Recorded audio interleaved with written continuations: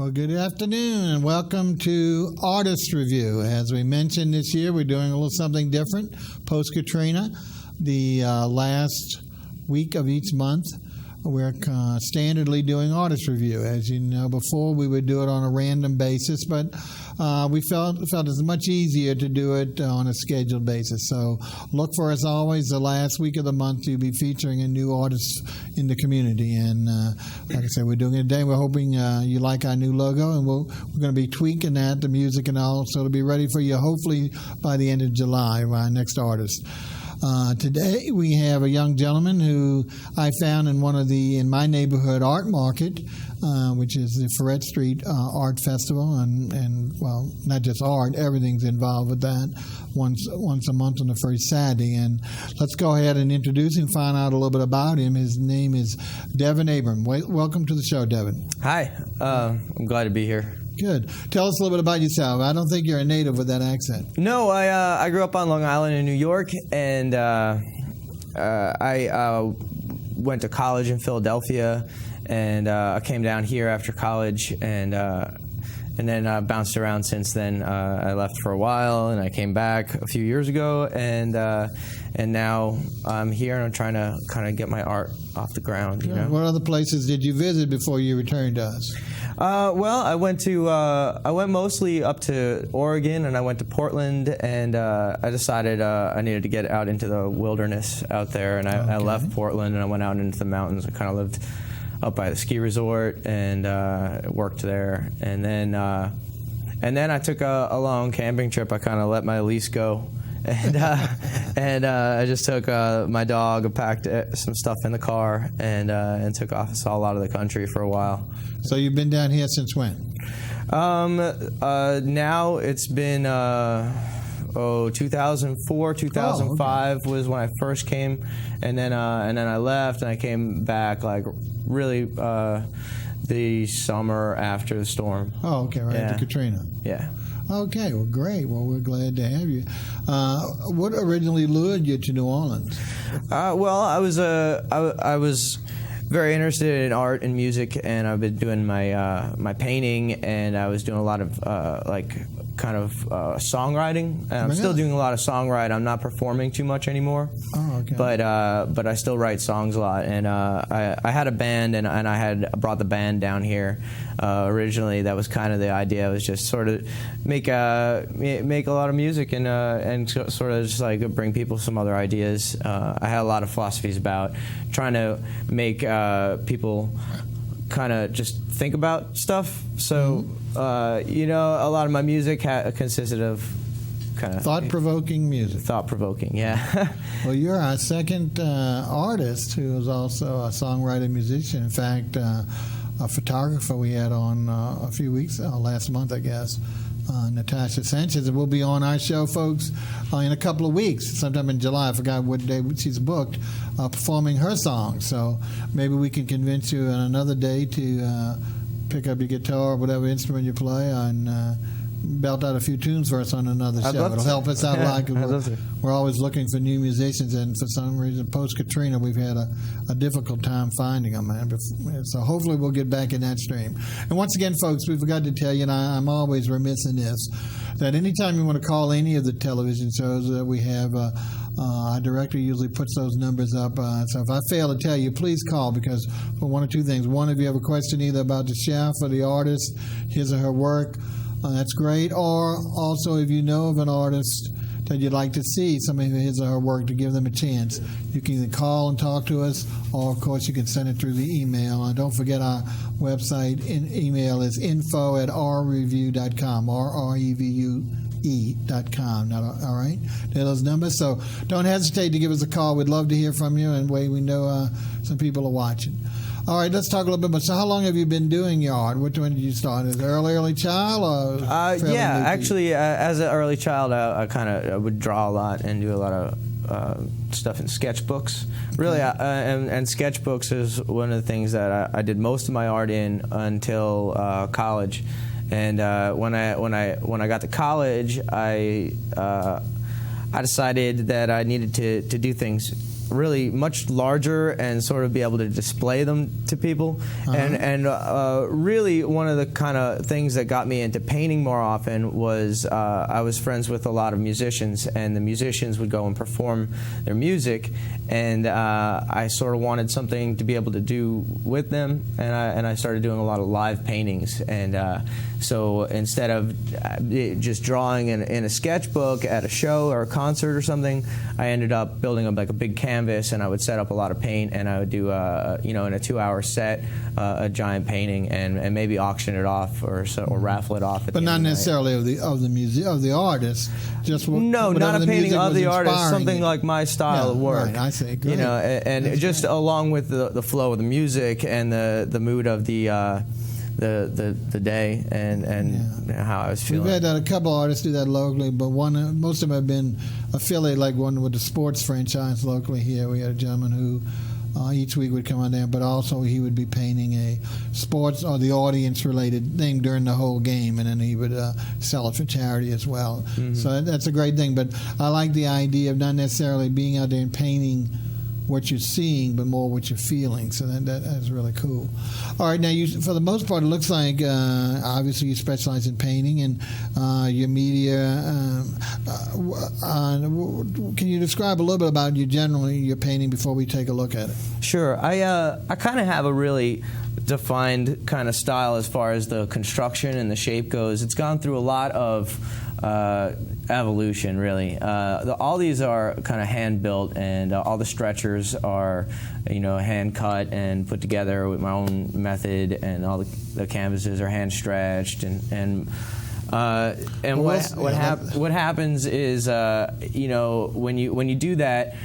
You usually end up with a lot of different size canvases and things that are jagged, and they're hard to carry stuff. So what happened is I sort of kind of refined it down into some certain sizes, and so a lot of what I do is all on like particular sizes, which have to do with like a 1 foot by 2 foot kind of idea, like they're building blocks almost.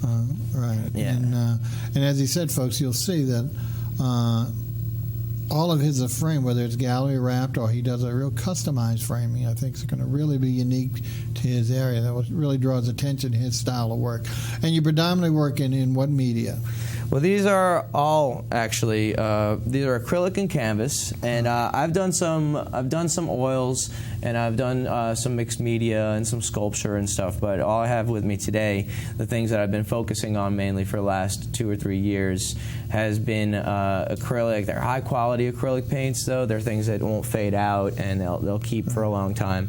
And really what that's more about is the fact that my process has to do a lot with layering, or with like kind of almost like a watercolor technique, either like a watercolor technique or a layering technique, where things sort of either like blend with a lot of dilution, or what they do is like sometimes they don't come out exactly how I'd want them in the beginning, and they end up with a lot of layers. So and they surprise you a little bit too. And eventually they sort of snap into like kind of like an identity, and then really what I do is just sort of take it and make it more of what it just seems to appear to me to be.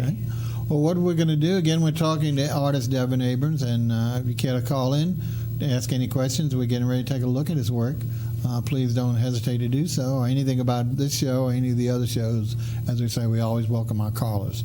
Okay, let's take a look at our first piece, and really it's one of two that can either be used together as a suite or individually. Why don't you, in fact, we'll put the other side up, and then our great photographers, cameramen are going to get some close-ups. Why don't we focus on the one closest to me first? And first of all, what would you say the size of each of these pieces are? These are approximately 25 inches tall by 12 inches wide. Okay, it's a nice 1 by 2, I guess. Be close to it anyway. Yeah, so it's a nice, just barely offset. which is good because if you don't have something that's really a big wide space, oftentimes in our older homes like mine, you have fireplaces and then you have openings and you have a narrow space of wall that always would look good with something as opposed to just leaving it blank. So this would be a great filler for that type of hall wall, any kind of a narrow space that you would have. And you've got really some vibrant colors. I like it's a lot of geometrics to me on this particular one. You have a title for this one? These are both from a series that I called Held. The title comes from the process, really, because these are paintings that while I was doing them, they were sort of, I would hold them in my hand and paint them. And the process is more about like a frame. What happens is I kind of sketch these ones out with a graphite.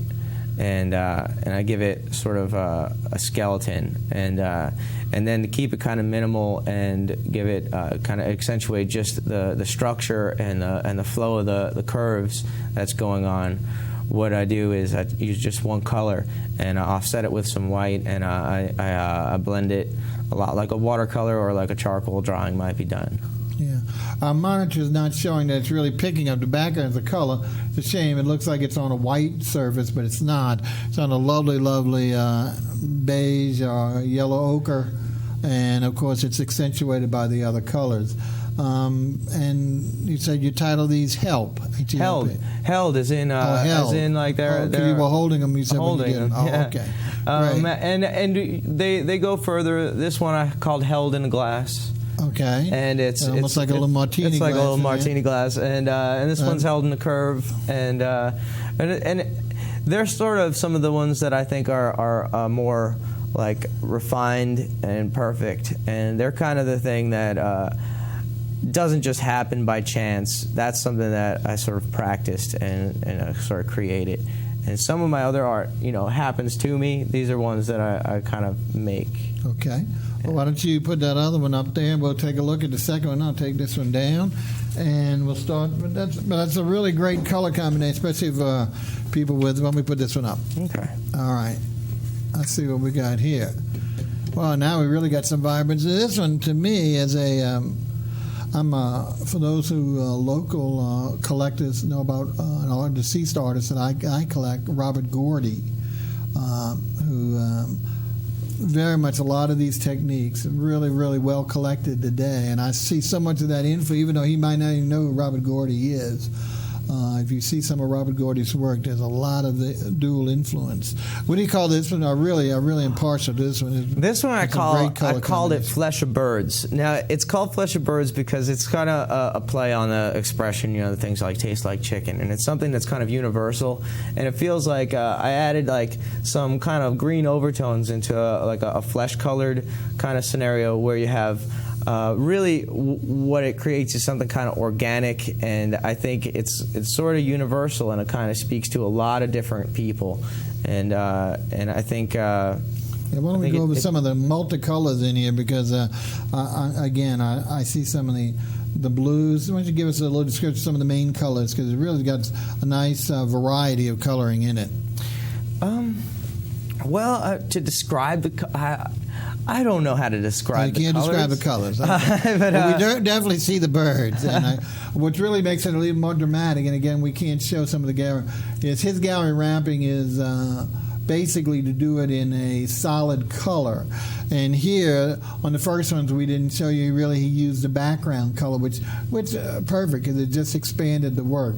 But here, he really makes it into a frame.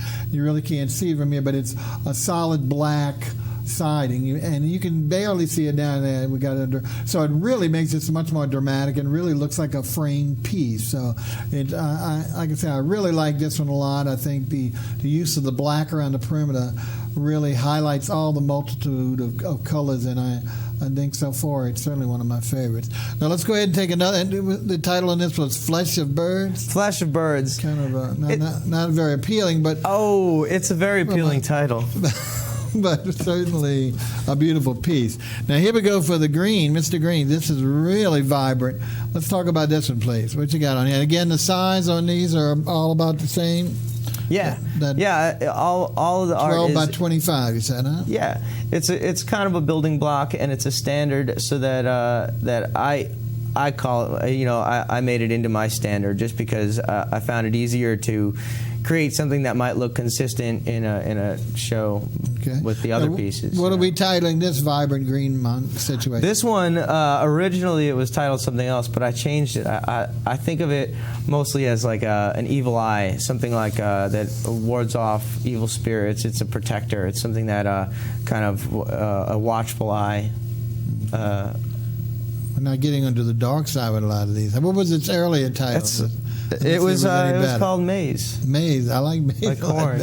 Like Evil Eye. I don't know if, again, I guess it depends on the young people. I guess would appeal to it more, but I think Maze is a real good description of it. Once again, the vibrant tones. If you like the shade of green, it's really brought out. I mean, it looks like almost like an abstract of a cornfield because it's got that same textures of greens and golden as a corn out in the field. So really, really pretty. Again, his technique and also the choice of colors are extremely vibrant, and I'm liking those a lot. But let's go now to another one that's really a little bit more of the pastels, a little more subtle and subdued, and almost back to the first one, which is a little more easier.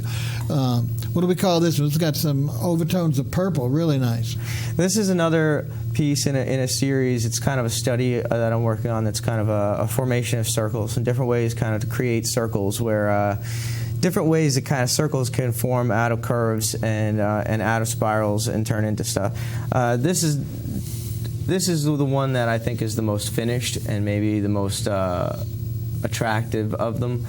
Some of the other ones have some more theory behind them, but this one is a good representation of something else, another color, the style that I was doing with those other. And what was the title on this one? This one is it's a piece from a series called The Formation of Circles. Formation of Circles. Yeah. And again, folks, it's primarily a whitish background on this one, but some lovely lavender and purple shades. I'm kind of attuned to a lot of the purple colors, so really nice, but done in a very, very simple style and nice flowing lines, and again wrapped with the base background color. So it again, I'm not saying necessarily feminine, but certainly with lavender tones, it would be great against either some dark wall or in a white thing. Really, really pretty. Okay, well, let's see. Now we're going to move to a larger size of his art, more of the square, I call them square pieces, and these really start to get vibrant. And we're also changing the wrapping. So, well, let's talk a little bit about, first of all, this is almost a square, or is it exactly a square? It's not exactly a square. It's 25 inches it's about 25 inches by 24 inches wide. Okay. Now, what are we entitling this one? This one is entitled Relish. Relish, like something that's that you enjoy very much. Like a relish that you enjoy. I like titles that can mean a lot of different things. I can see that. I can see that. I see it as a fabulous flower as well, looking straight down, a magnificent camellia. I see a lot of things, but again, the vibrancy of the colors and mixing the burgundy pinks hues with the purple centers and a little heart, I guess, in the center there. Anything about it now? Let's talk a little bit about the framing, and this is what we're talking about, the custom framing. He actually takes custom molding that you all use in your house or really for any other purpose and wraps them around. And the particular style of molding he does really gives it a depth. It's not that it's super fanciful like the top molding they do in the top of houses, but it's curved in the rear and it curves in again, so it really adds a wonderful depth to the side of the painting. Not so much in the front, just gives it a little bit of white trim so it doesn't pull away from detract from the painting itself. But really, really nice. So most of the work you're going to see, the rest of these, will be framed accordingly with that same white frame, but a great customizing, and especially, like he's saying, some of these may be hard to frame if you wanted to actually, because some people insist that work has to be framed, whether it's gallery wrapped or not. So, but many times it's going to be hard to do because of it's not a standard size. It's close to a standard, but not necessarily a standard. Anything else you want to tell us about Relish? Because that really is an attractive piece. Well, maybe about the titles. The idea is that the title, like the painting, doesn't necessarily have like an analyzed meaning that's going to come out at you. If you ask me to explain most of my art, I'll tell you that what I'm trying to do is to create kind of a representation of something that is an abstract feeling. Something that's, not necessarily something that you can explain or touch or feel, but in order to like get it across to someone and communicate it, you have to let it happen. And then when it begins to just happen on its own, then your analysis isn't the identity, and what comes across is the feeling and the colors and the mood and the energy, and that is something that you understand, and then you put your own vocabulary with it and you give it your own kind of voice. And that's one of the main principles of what I do in my art.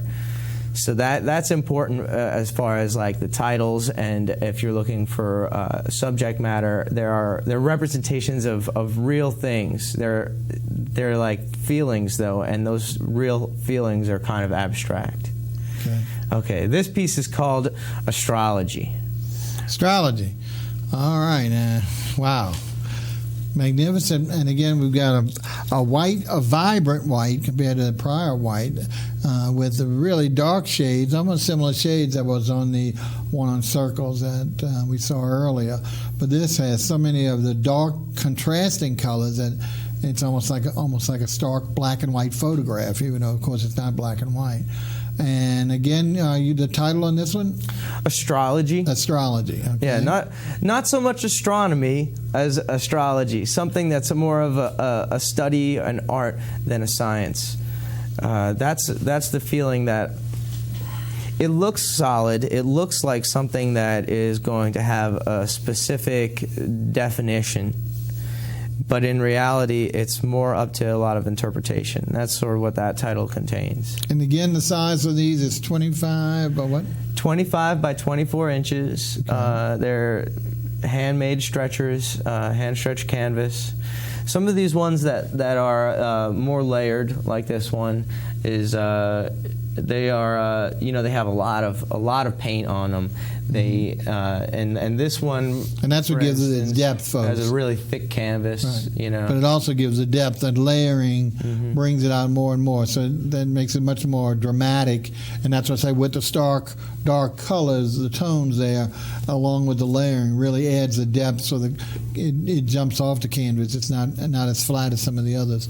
Now, once again, we're talking to Devin Abrams, and Devin, I know you show at the Ferret Street Festival, which we've said is my neighborhood festival, and it's part of the Road to Recovery. All the 17 neighborhoods, and not all of them are up and running, but so many are starting to do their monthly festival or some portion thereof. Ferret is the first of Saturday of every month.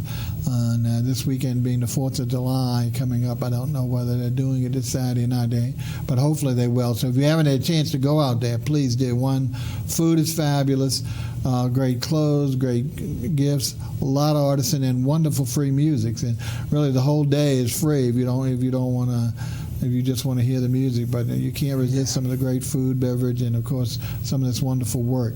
Is there any place else that you show or are planning on showing it? Currently not right now, but soon I'm going to be into the one of the other art markets. Okay. And are you able to say that or not yet?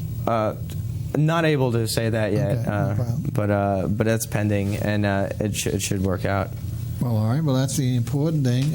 And you can come to visit my website. Good. You have a website. I didn't ask that. I'm so glad you brought it up. I have a nice working, slick website with lots of pictures on it, and it's coolneworleansart.com. So that's coolneworleansart.com. It's C-O. Why don't you spell it? Because COOLNEWORLEANS.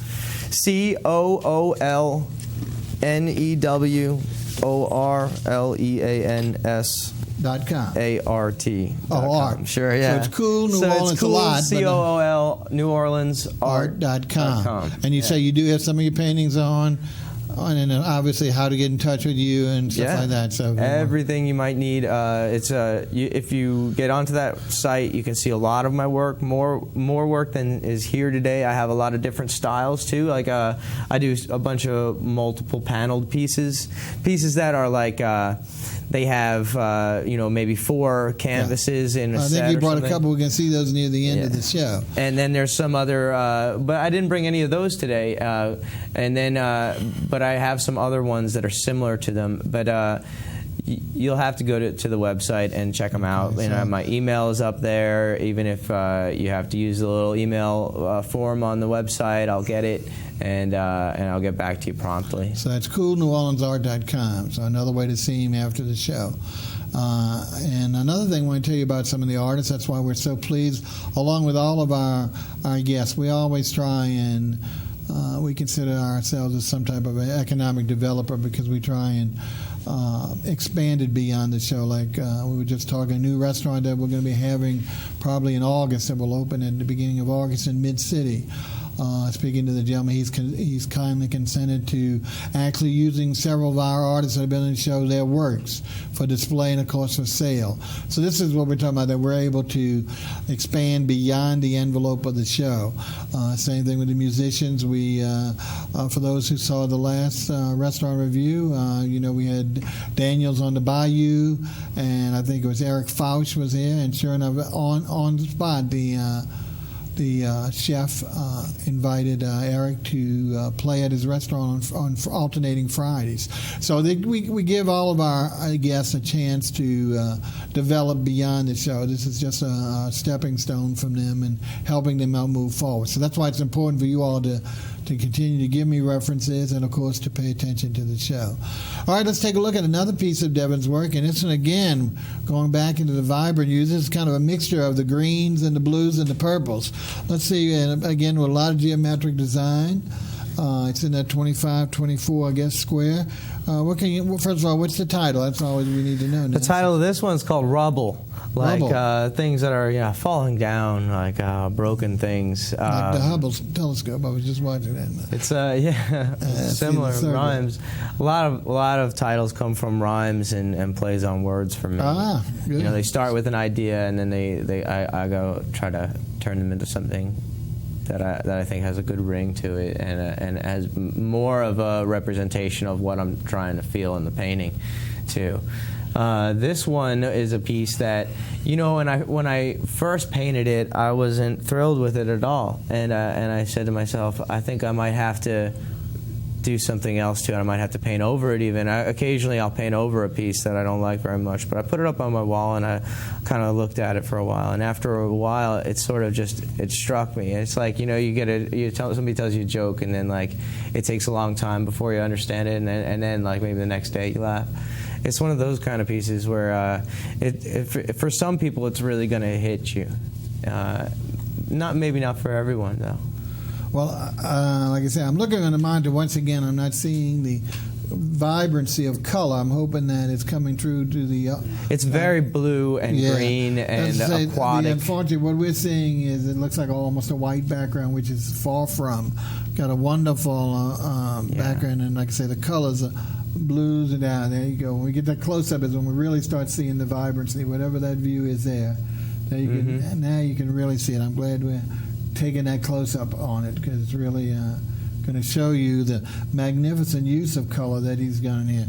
He's got a tremendous row of circles. There you go, almost like the Olympic rings, but even more of those running across the whole bottom of the photo, and perhaps maybe almost like a necklace is going all the way up. I see to one side, and then he kind of balances with a large gyroscopic circle in the center and some V. So he's really got some great play here, and I don't know. Some people would call his work abstract. I think it borders on it, but I don't really think it's as abstract as certainly some things. When people ask me what kind of art I do, I usually tell them that most people would think of it as abstract. Abstract, yeah. Most people would see it and probably call it that, but I don't like to think of it that way. I figured you didn't, but at the same time, I know the most common label they're going to put on it is abstract. I think it's going in that direction, but it's certainly much more representative than abstract. So. Yeah, I think it's a very real expression or representation of something that is, it's not fake, but it's not defined. You know, you might not be able to take a photograph of it. Right. It doesn't exist like that. All right, folks, we're moving right along here. I'm doing all the heavy work, I guess. Taking it easy here. Let's see what we got here. We got to get another 25 by 25. Now this is really, this is probably to me one of the closest to abstractions I've seen of your work, with especially the center topic and also the blending here. This really is very cool. Again, it's representative of another artist who at the moment I can't think who it is, but especially the microscopic kind of look on here. Tell us, obviously I'm anxious to see the title on this one. This one's got a great title. It's called Respiration. It's about breathing. It's like a really big deep breath on a spring day, something that's like you can taste and you can smell kind of the moisture in the air, and it's warm, and it feels like a lot of like oxygen and refreshing, and I think it has also a lot of like kind of electricity in it, and sunlight. This is a piece that's one of my more sort of watercolor styled pieces. It's a high quality acrylic paint, but it's done. It's heavily diluted and spread out. And the canvas is a very lightly primed canvas. So what happens is I get this kind of effect where water kind of bleeds into the canvas. Into the canvas. You know, and the paint moves around a little bit, and I get a lot of details that are just they're there. They're like in between the lines, you know, and they create themselves. And what it is not like something that just necessarily just happens, but it's something that you have to identify it. You have to look at it and see that it's there. Otherwise, it gets covered up by more paint, you know. Right, but I really like the technique, and I think I can say it has that throwback to a watercolor without being that, and really good. And also, after I get through with that sort of process, sometimes I'll come through and touch things up with a more definite process. Like along here, those lines, yes. That'll give it some kind of definition. That's what I see, is that the combination of the techniques, and your main scope being that using the watercolor technique, but then coming back with true definition as you did in the others along the perimeter there and in certain other spots. Very, very pretty. I think, again, folks, lovely colors of ochre and some burgundies, blues, purples, just subtleties that really add to it. So really, really nice piece. I think this would be a lovely piece for certainly for a contemporary home or even an office. Would be fantastic. All right, let's see if we can get one of those up there. Thank you. All right, well, now we'll go back to the vibrancy one. Even though it's got a white thing, this has great color. Magnificent purples and reds and even some grays up here, as long as in the center. What are we calling this? This one's called Alchemy. It's called Alchemy. It's a lot about like I was saying, sometimes a piece of art. Alchemy for most people is like the English version for pharmacy, chemicals. No. That's you're talking about wizardry? No, alchemy. You're talking about apothecary. Okay, alchemy it's not necessarily wizardry. The definition is more like changing one thing into another thing. Okay. And the main usage of the word alchemy is these guys in the Middle Ages who tried to change lead into gold. And they also did a lot of other stuff, but it's not really about that. It's about changing one thing into something else and believing that something has value, even though it's not necessarily finished, and that value is not apparent. Taking a lump of ore and turning it into something that's usable. It's like, at first, a piece of art, sometimes you look at it and you say, that's no good, and you're tempted to just put it aside and not do anything with it and never even finish it. But if you try to have a little bit of faith about your ability to take something like that and turn it into something beautiful, eventually, with enough work and different techniques, you get somewhere where something is like it becomes valuable from like something that maybe you would have thrown away at some point, something that you would have said, you know what, no one's going to want this, and no one's going to buy it, and no one's going to appreciate it. Well, with a little more time and a little bit of believing in the thing, you can sometimes turn it into something that's not a piece of garbage, and it becomes something that's really, really unique and valuable and one of a kind and irreplaceable and priceless, really. Mm-hmm. Well, I think you've said it all there. I mean, again, the old idea of one man's trash is another man's treasures. So I think that's the good thing about art. It speaks to so many people in so many ways. So well, I love that piece. I love that piece, but I didn't love it when it wasn't finished. Yeah, but with most artists, none of their work is ever finished. That's the only problem I've found, is that it's always a piece that needs more to it. They need more to it. So that's the only thing. They never know when to say stop on a piece. Anyway, let's move on. That's the only way to come out with a piece like this. Let's move on. But what do we have to be here? able to stop. This one's called Botany. And this one, I think of it. Well, right now I'm kind of using it as my logo. But I think of it, it's on my business card and, very nice. And some things like that. But this one is, I think I described it somewhere as like an unplanned nature hike, and it's something where like you get like the smell of the trees and the feel of the sunlight and the horizon, and then it all comes together and kind of it's sort of like the glint of an eye or like a spot on a camera. Like a reflection. Do you know what I'm talking about? That kind of glint that you get on the edge of a camera, a sunspot.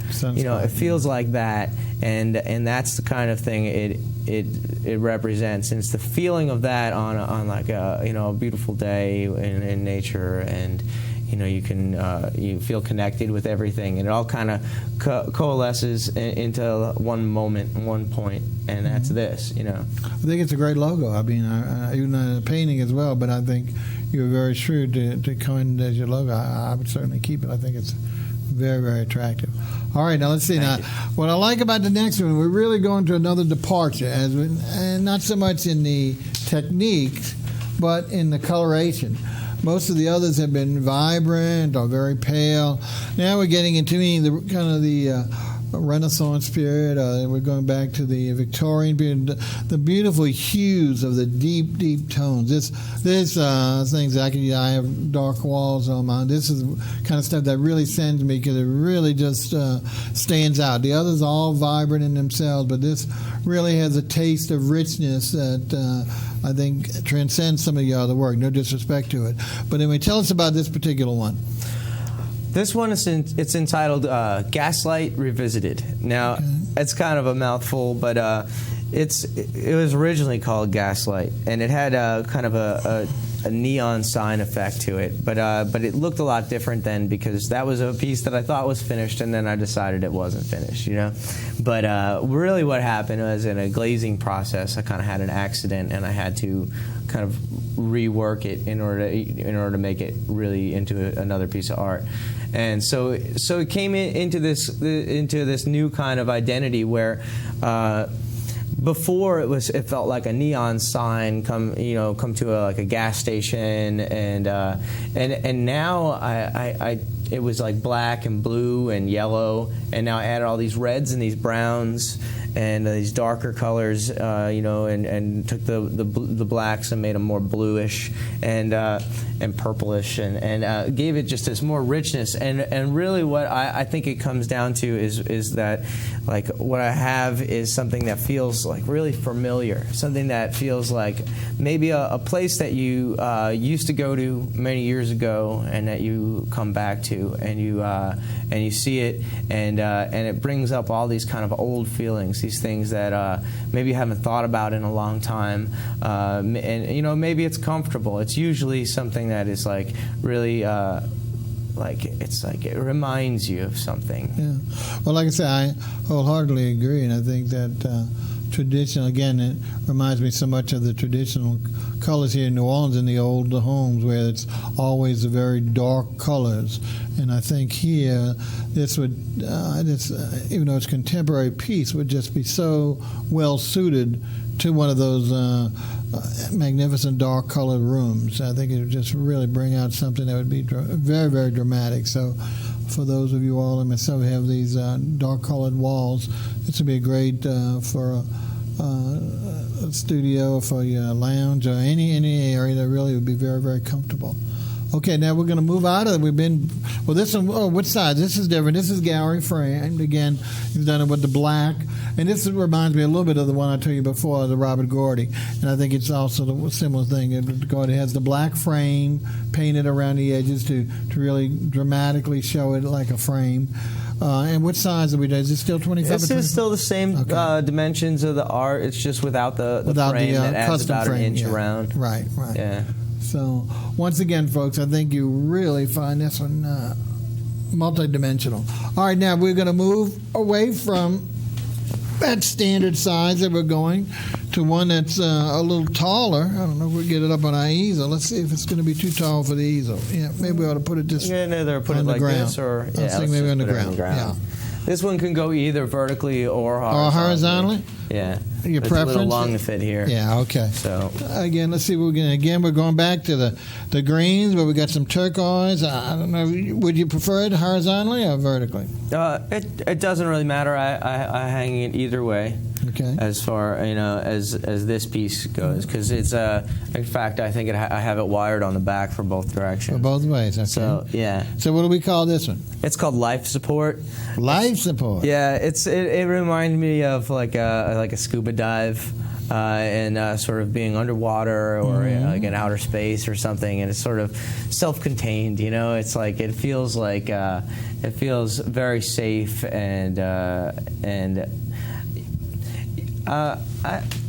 yeah, that's what it is. It feels safe. I think it's something that would make somebody feel good. It's a little bit of a strange one though. I think. Yeah. Just because it's outside the main dimensions that I usually use lately. We're going to turn it. If the cameraman doesn't mind, I'm going to pick it up and turn it horizontally as well. Yeah. Because I'm looking at it from two different ways and seeing totally different things. Which is, this is. I guess good. This is the way it might be easier to see. Yeah, I think even though I like it vertically, I think horizontally is going to be maybe easier to understand. Right. So why don't we go back? Yeah, there we go. Right to left or left to right. Yeah. And you can see a central piece, beautiful colors in the center, and balanced off with the greens on the end. So all the focus there in the center. Some people see it as like a planet, and some people see it as bubbles. Sure. Some people see it almost as like a what are they, like an EKG machine or something, or an oscilloscope. Yeah. Well, horizontally, I think for people who are balance conscious, I think it shows much better having the central, whereas it doesn't as dramatically on the vertical look. Mm-hmm. I like it vertically mounted, but at the same time, I think there's a better balance to the picture for most people who like balance, and with the center being the central focus as opposed to going all the way through. Mm-hmm. So it really depends on the setting. Yeah. But this is definitely the way to look at it here today. All right. Now let's see if we can take that one down. And got another big one for you folks. This is probably the largest piece he's brought today. Yeah. Is that vertical too, is right, or is it? This one is one that can go sideways. Horizontally. Really. All right. Well, yeah, really, that's the way it goes. All right. It can be hung vertically, but it's called photosympathetic. Oh my goodness, photosynthesis. Photosympathetic, yeah. Oh, wow. It's another play on a couple different kinds of words, and really what it is it's another kind of this idea, this kind of synesthesia between feelings and plants and sunlight and just definitely you can see that. I mean, there's the vibrancy of the yellows. You can see it just brings out all the greenery. So definitely this would be great for a solarium or any room people with plant kinds, because I mean, even the kitchen, anything into vibrant, because you can see that sun just growing out and grabbing those greens and making them grow. Anyway, let's see what else. And so this one, Photosympathetic, is it's a fairly simple piece as far as the amount of work that goes into it. But the structure is something that is kind of thing that I would work on for a long time, and through sketches and through smaller paintings, come up with different ideas about where things ought to be in a painting. And sometimes really just the actual piece of art, no matter how big it is more like it's a framework and a skeleton for a way that ideas are going to flow. And it's not necessarily ideas in the painting that are going to so much affect you as the ideas that the painting gives you. Yeah. And that's what I'm going for, is something like here, and it's going to open up your mind and give you kind of just a breezy feeling. The vertical mount on here, unfortunately, is my preference, because once again, especially following that talk we talked about, the vibrancy of growing, this certainly looks like the sun bringing up the trees, the foliage, plant, all coming up. So in that respect, I have had it hung like this too. It's beautiful this way. Yeah, either way, but I really see it for the person who's looking for representation, where as opposed to more abstract, they can really see the growth being pulled up by the sunlight, and the colors are just really magnificent. And again, he's gallery wrapped this time with both the now he's actually true gallery wrapping, because depending on what colors, he's got both colors of the greens and the golds on the edges, so it's not just one solid coloring. So it really is a true gallery wrap that will extend the painting. Which side? This is very large. So this is about 4 foot 1 inch tall, and it's 24 inches wide. So 2 by not 4, but almost 2 by 3. It's a little bit more than 4 by 2. Right. It's 2 feet wide, and just slightly more than 4 feet tall. So this is really a wonderful piece. You're filling up a wall. I mean, this would be great. You really don't want to put too much else out there, but something like this is going to command a great presence in your home or your office. So really nice. Okay, now, again, we're talking to Devin Abrams, hopefully not a native, but a local artist who is appearing at Ferret Street Festival. We'll come out with another one soon, and does have a website. He said it's Cool New Orleans Art or Arts? Art. CoolNewOrleansArt.com. So you can see some of these pieces or other pieces. You can also find out where to contact him if you had information and be interested in the piece, or maybe you can arrange to see some of his work in person, if not at one of the festivals. All right, as we spoke earlier in the day, he mentioned that some of his pieces, and these are the ones I asked him to bring only a few because of the display limitations here in the studio. He does a series of triptychs, which is 3 pieces, suites of 4, or even larger than that really go fabulously together. They're like individual paintings, like the first 2 we saw, but actually are physically determined to be sold together as a suite as opposed to individually, even though they can be. And because it's hard for us to hang these up, don't really have hangings, we're going to do our best. Now, I think this one has 3 pieces. I think you have the first top right. Put the middle. I think this is the middle. I'm going to put the top one there. Let's see, is that going to hold? Yeah. Close. Well, and then this underneath, I'm going to hold it. So you can see this is a continuum, and pardon the easel, it just really does cause a divide, but we really don't have a place to hang it. Why don't we talk about this? I might have to put it down at the wall. I know your hands going to get tied. But let's take a look real quick, maybe with some close-up of these colors. What is this called? It's called Freckles. Freckles. Freckles. Yeah. I did a sunny day outside. On a porch with all my art. In fact, all this art is done flat and not on an easel. Like it's all painted on a flat table or a surface. Okay. So that's something I left out. That's really kind of a unique thing about my process, that I don't paint vertically like this. So what happens is you drag a table outside, and this is kind of just it's an exercise almost in just sort of letting a painting happen. This is another one of these pieces that's sort of just it's like you throw a bunch of wildflowers in a garden and they all come up of their own accord. Not a particular seed. So it turns into something like this. And this is there's a lot of energy and creativity behind it, but very little planning.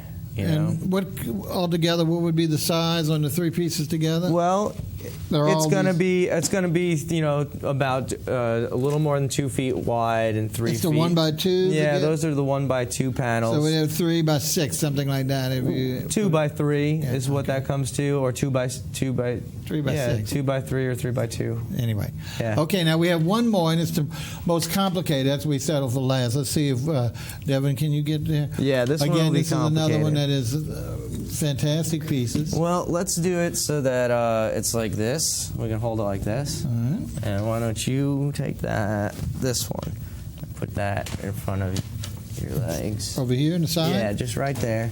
Okay. Let's And see that is how's that? Can you guys get a shot I see down this low, or should we lift it up I here? don't know. That's just. Can you get? Is that gonna be all right, Mr. Director? Yeah. Can we get down there? You want us to lean it back, or you want us to try and put it up? Okay. All right. All right, let's talk about this. Is one again, just magnificent piece. It's got that very stark black background, so it really adds the depth to all the colors, and the colors are just really good. Now, what is this title? This trip? It's called Savannah. Savannah. It's a lot about kind of going back to origins and stuff. I was reading some stuff about how humanity comes from like these parts of Africa, and there's this diaspora, and everybody leaves and spreads out.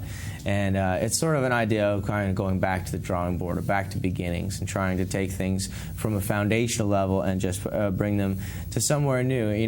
Instead of trying to always add something on, it's about like taking things away and starting from somewhere from scratch almost. And it's like going back to an origin, and that's why I call it Savannah. It's sort of like roots, origin. Roots, yeah. Oh, fantastic. And it's got a song that goes with it and things like that. A lot of times pieces of art get songs too that I write for them. But it's not when you hang it up, it starts playing. It's not like one of those musical cards. No.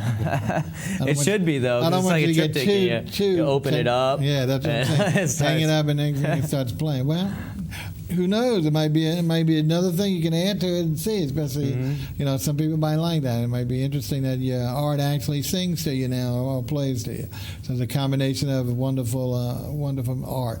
Yeah. And this again is made up of pieces. The 2 end pieces are like the 1x2s, and the middle's maybe like the 2x. Yeah. This is the same dimensions. So as same those other dimensions pieces. as individual. And what happens with that is that it actually will stack upon itself, and right. And so it's an actual kind of like real triptych as far as like the like kind of like ancient dimensions Exactly. are. Exactly. They used to build them in the boxes, so they would fold up and be protected. Right.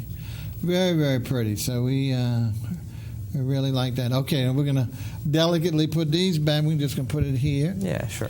Okay, and we've seen all the work that we've got, but let's talk a little bit more to Devin before we go, because it looks like we're getting somewhat near the end of the show. As I said, we have Devin Abrams in. He's originally from New York. He's came to us twice. The second time is hopefully he's going to make a stay of it. You can see him at the Ferret Street Festivals, which is the first Saturday of every month.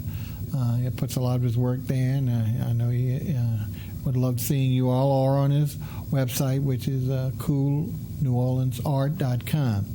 All right, now you mentioned you do, besides what you brought here, let's talk a little bit about some of the other things that you say. You say you actually even do sculpture, is that right? Or are you focusing only on this now? Right now I'm trying to focus mainly on the art. I still write songs, I still do some drawings, pen and ink.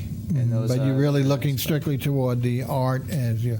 Yeah. Well, but you did mention there were other. So let's talk a little bit about, since I know you, especially at the street festival, you'll see a lot more of these last 2 that we've shown, where there actually are hanging pieces together, suites or whatever. Let's talk about some of those that maybe we didn't bring, and maybe I know it's not as. I left visual. a lot of them just because I couldn't find a way to. No, display them I'm not here, trying to make an excuse. I'm just trying to say, let's talk a little bit about people understand some of the others that you have in that genre where you actually are hanging them together. Well, one of the main kind of setups that I have is it's a four panel piece of art where 2 of the panels are these 1x2 foot kind of pieces, and it has 2 smaller squares that are like 1 by 1 foot and they'll be set up with two rectangles and then two squares on top, and they'll be put together on a table, and I'll paint them all together, and then once they're kind of got something that's got a main idea to it and something that I can focus on, I'll take them apart and I'll do them as separate, smaller pieces, so that they all stand alone and have like kind of a separate identity and individuality to them. But then they come together and they're like a real big piece of art. And some people will take them and hang them as one set and do them as like one thing on one wall, and other people will take them and put them on separate walls and spread them around in their house. And you can stagger them at different heights and give them all kinds of designs. Variety for decorators. Yeah. So if you wanted to change, you're not stuck with just one kind of image. You can change it. Exactly, but it adds a continuum. So, like I say, you can add that piece around also 4 walls or whatever, and it just adds that eye visual continuum leading to the main piece. Now, did I understand you to say the one thing real quick there was that when you actually conceive it as a whole piece before, just like in food nowadays, we're deconstructing food, taking food and going backwards to its basic element and reassembling it in different ways. Did you say that you actually painted that bit, or you just sketch it first? No, I'll paint it out. I'll paint out the whole thing, and I'll do it on a table. Okay. With all the pieces lined up. So what happens? But then you say you go back and you paint the 5 or 4 individual pieces. I'll take them apart. So what do you do with that single piece, that original piece that's all together?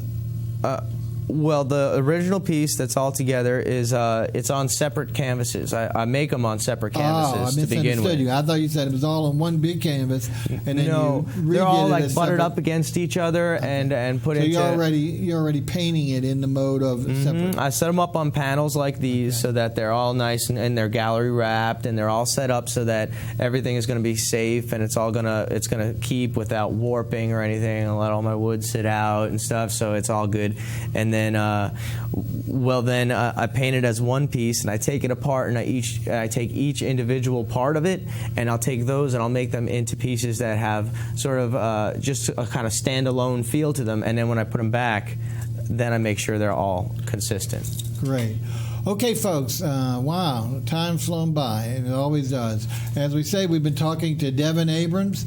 Artist Revue will now be once a month on the last week of the month. We've already got the gentleman on scheduled for July, who does one of the very common things now, paints New Orleans houses, but he does it in a different dimension than what we've seen before. So stick around at the end of July for that. Remember, you can see him at Fred Festival, website, cool, NewOrleansArt.com. Again, this is Bob Bockelman. Next week, it was 4th of July, so we will, you may maybe see, I think you'll probably see a replay of Daniels on the Bayou, and we'll come back to you after 4th of July with a new restaurant. So we'll see you at the restaurants in July. Have a good one.